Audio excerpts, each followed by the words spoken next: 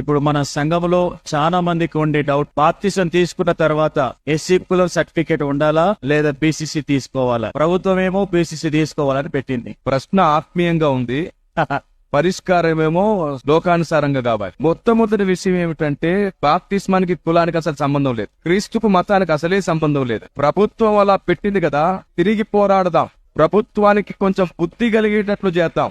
నేను పుట్టడము ఒక వర్గంలో పుట్టాను, వృత్తిని బట్టో నా తల్లిదండ్రులకు అదంతా వచ్చింది. నేను పెరిగి పెద్దవాడినైన తర్వాత నా రక్షకుడు ఈయన అని తెలిసింది. దేవుణ్ణి నమ్మితే మతం ఎందుకు మారుతుందో, కులం ఎందుకు మారుతుందో ముందు జవాబు చెప్పమందాం ప్రభుత్వాలని. యేసు ప్రభును నమ్ముకున్న దర్జాగా మీరు ఏ కులంలో పుట్టారో ఆ కులంలో ఉండండి. ఎందుకంటే కులం మారదు, మతం మారదు. కాదు రిజర్వేషన్, అదే చెప్తున్నాను, అవంతా గవర్నమెంట్ చేసిన కుట్ర, కొందరు మత నాయకులు చేసిన కుట్ర.